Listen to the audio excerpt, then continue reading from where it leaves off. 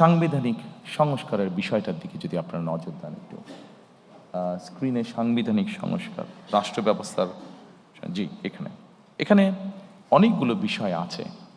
আমি সবগুলো বিষয় আলোচনা করব না, সেটি দীর্ঘ আলোচনা হবে, আপনাদের বিরক্তির উদ্যোগ হতে পারে। যেহেতু আমরা মোটামুটি ডিটেইলটা ফোল্ডারের মধ্যে বাংলা এবং ইংরেজিতে দিয়ে দিয়েছি, আমি সেই জন্য অতটা সময় আপনাদের নষ্ট করতে চাই না। আমি দুই একটি বিষয় এখানে আলাপ করতে চাই। অবশ্যই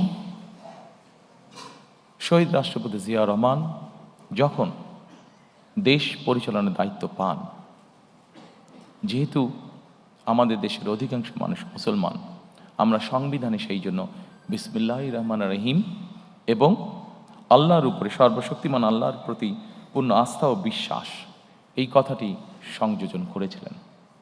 দুর্ভাগ্যবশত আমরা দেখেছি স্বৈরাচারের সময় সর্বশক্তিমান আল্লাহর প্রতি পূর্ণ আস্থা ও বিশ্বাস, এই কথাটিকে সরিয়ে দেওয়া হয়েছে।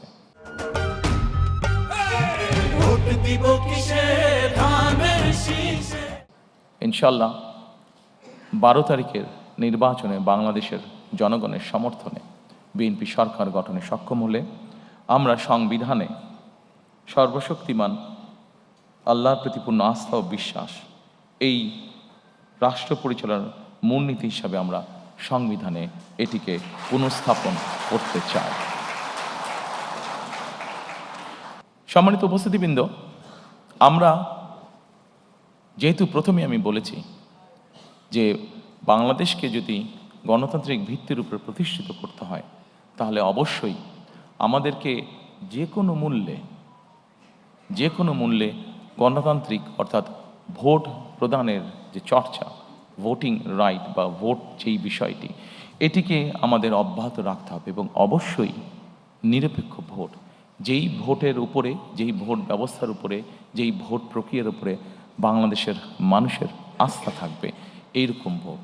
এবং বাংলাদেশের মানুষের মনে করার কারণ আছে এরকম একটি নির্বাচন, কারণ অতীতে আমরা দেখেছি 91 সাল, 96 সাল, 2001 সাল যদি আমরা বিবেচনা করি, বাংলাদেশের মানুষ দৃঢ়ভাবে বিশ্বাস করে যে একটি নিরপেক্ষ নির্বাচনের নিশ্চয়তা একমাত্র একটি অরাজনৈতিক সরকার অর্থাৎ তত্ত্বাবধায়ক সরকার বা কেয়ারটেকার সরকারই এনশিওর করতে পারে।